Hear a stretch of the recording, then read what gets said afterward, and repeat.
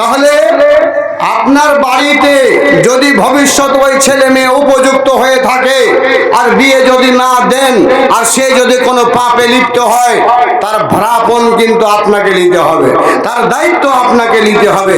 ভাইয়ার আমার কাছে এই যে দেখেন সভাপতি সাহেব টুকন দিয়ে দিয়েছেন যে মাওলানা একটু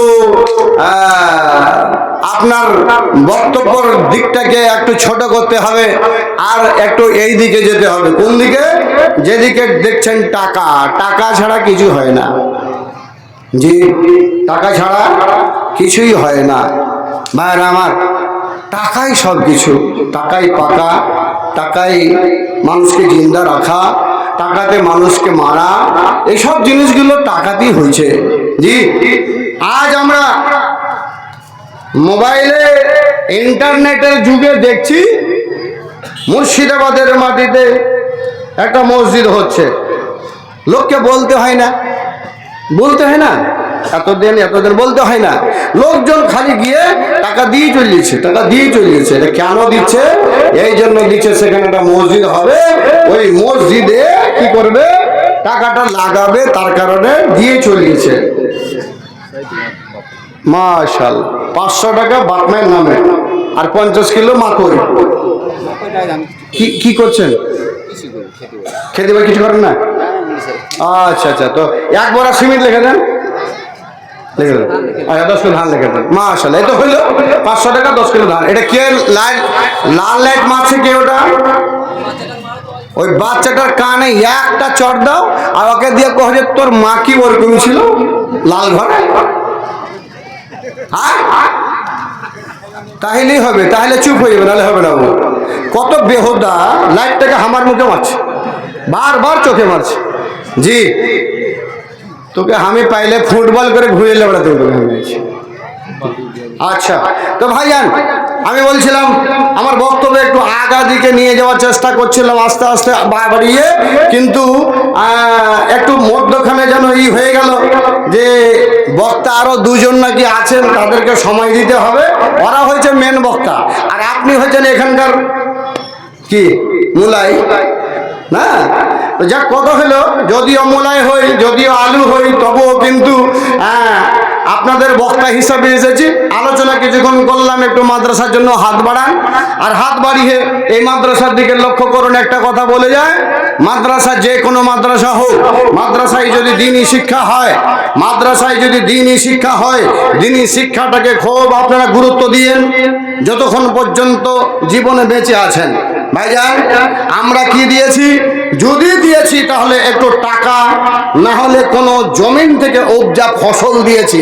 এতক্ষণ পর্যন্ত কোনো মানুষ আমরা বলতে পারবো না যে আমরা দ্বীনের জন্য জীবন দিয়েছি, দ্বীনের জন্য প্রাণ দিয়েছি, এই কথা বলতে পারবো না। হযরতে জাফর রাদিয়াল্লাহু তাআলা আনহু, হযরতে জাফর রাদিয়াল্লাহু তাআলা আনহু যখন আল্লাহ রাসূল সাল্লাল্লাহু আলাইহি ওয়াসাল্লাম এই গাজওয়ায়ে মুতার যখন জিহাদে যাওয়ার জন্য এলান করলেন, তখন হযরতে জাফর রাদিয়াল্লাহু তাআলা আনহু বাড়িতে গেলেন। বাড়িতে যাওয়ার পরে ওর স্ত্রীকে বলছেন, হে আমার অর্ধাঙ্গিনী, কি করছো? একটু বের হয়ে এসো, একটু তুমি আমার সামনে এসো, তোমার সামনে দুটো আলোচনা করে নি, তোমার সাথে দুটো গল্প করে নি, তোমার সাথে মন ভরে প্রাণ ভরে দুটো আলোচনা করে নি। যুবক হে, এলাকার মানুষ, এ বন্ধু মায়েরা ভাইরা, আল্লাহর রাসূলের সাহাবা হযরত জাফর রাদিয়াল্লাহু তাআলা আনহু বলছে, আল্লাহর নবীর আদেশ, আল্লাহর নবী আমাকে আদেশ করেছেন আমাকে গাজওয়ায়ে মুতাতে যেতে হবে, ওখান করে গিয়ে ওই দুশমনদের সাথে মোকাবেলা করতে হবে। তাই আমি আজকে তোমার কাছ থেকে আমি যাচ্ছি, আমি এখান থেকে রওনা হচ্ছি। যদিও আমার প্রয়োজন ছিল না তোমার কাছে আসার, কিন্তু ভাবলাম আমার কচি কচি কয়েকখানা ছেলে আছে, আমার কচি কচি কয়েকটা সন্তান আছে, আমি সন্তানগুলোর জন্য পরামর্শ দেওয়ার জন্য আমি তোমার কাছে এসেছি। হে আমার অর্ধেকগুলি শোনো, হে আমার স্ত্রী তুমি শোনো, আমি চলে গেলাম, তবে জেনে রাখো যে আমি যদি বাড়িতে আর ফিরে না আসি, তবে তুমি আমার সন্তানগুলোকে এরাকে পথ ভ্রষ্ট করিও না, এই সন্তানগুলোকে খবরদার বরবাদ করিও না। আমার মতো করে আমার সন্তানগুলোকে দ্বীনের কাজে লাগায়ও, দিনের কাজে তাদেরকে বহাল রাখিও। বিবিরে, এটা আমার ওসিয়ত, এটা আমার নসিহত। আমি বাড়ি থেকে বের হচ্ছি, বাড়ি থেকে বের হয়ে গেল, আল্লাহু আকবার, কবিতরের মতো ছটপট ছটপট করছে স্ত্রী, বাচ্চাগুলো আব্বা আব্বা বলে চিৎকার করছে, আর সন্তানগুলো আব্বা আব্বা বলে পিছনে পিছনে চলে যাচ্ছে। হযরতে জাফর রাদিয়াল্লাহু তাআলা আনহু একবার পিছনে ফিরে পর্যন্ত দেখলেন না, আর দেখবো না, দেখি যদি তবে আমার মায়া হয়ে যাবে, আমার দয়া হয়ে যাবে। যখনই মায়া হয়ে যাবে, যখনই দয়া হয়ে যাবে, তখনই আমি কিন্তু এদের পিছনে পড়ে যাব, এদের সাথে তখন আমি দয়া করে মায়া করে টাইমটা বরবাদ করব, তখনই কিন্তু আমি পাপী গুনাহগার হব। যেহেতু এর দিকে তাকানো আর চলবে না। আর দেখলেনই না, উনি সঙ্গে সঙ্গে হাঁটতে আরম্ভ করে দিলেন, হেঁটে চলে গেলেন। আল্লাহু আকবার। আল রাহিকুল মাকতুব এবং ইতিহাসের পাতাকে খুলুন, দেখুন হে যুবক, এ নর নারীরা, এই এলাকার ভাইয়েরা, দেখুন যে তার অবস্থাটা কি হলো। সঙ্গে সঙ্গে গিয়ে তিনি পতাকা ইসলামের ধরলেন। যখন ইসলামের পতাকা ধরা, ডান হাতটাতে ওই কাফের মুশরিক বেঈদিনেরা মারলো তরবারি, ডান হাতটা কেটে গেল, বাম হাতটা কেটে গেল। অথচ পড়ে গিয়ে আল্লাহ তাবারক ওয়া তাআলার সেই বান্দা, আল্লাহর নবীর সাহাবা দ্বীনের পতাকাটাকে পড়তে দিচ্ছেন না, পড়ে আছেন, চিত হয়ে পড়ে আছেন। আর ওই অবস্থাতে তার ওই ইসলামের পতাকাটাকে দাঁতে ধরে আছেন। আল্লাহু আকবার। আর একজন সাহাবা, আল্লাহর নবীর সাহাবা, উনি গিয়ে তখন পতাকাটাকে ধরবেন, যদি তো ধরে আছেন কে? হযরত জাফর রাদিয়াল্লাহু তাআলা আনহু।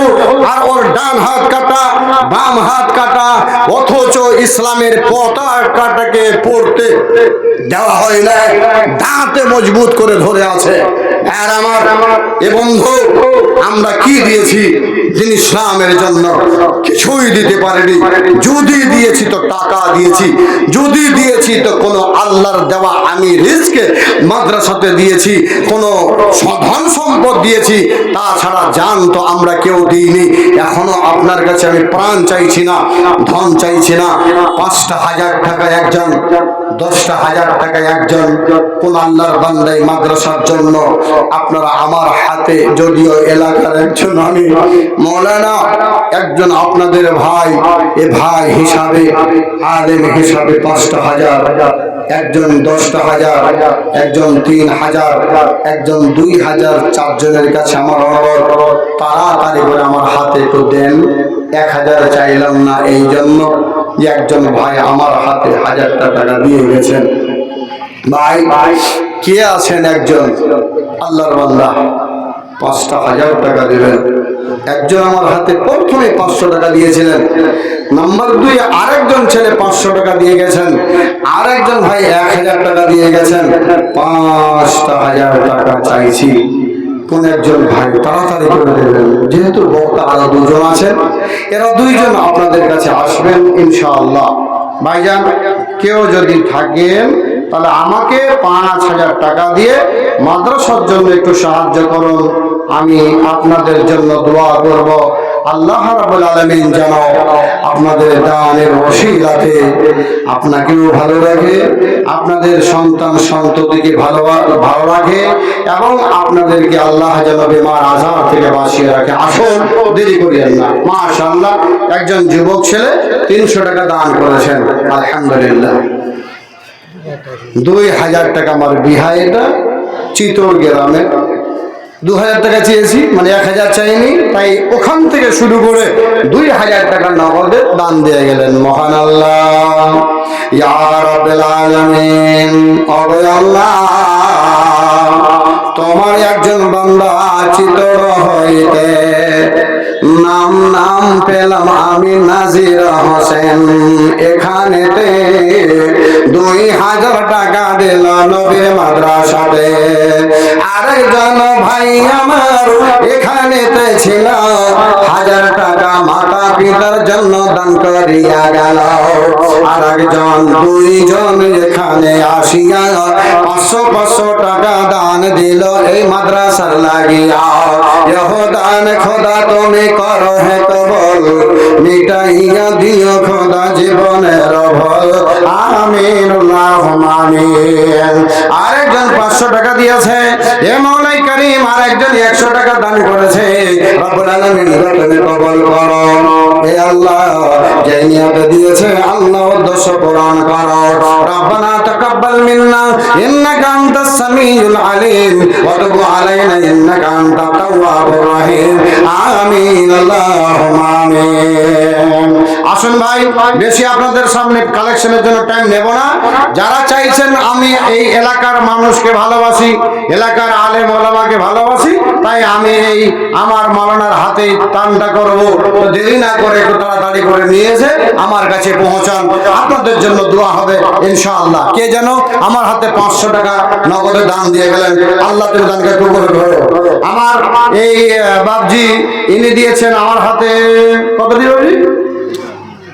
2500 আর 500 টাকা।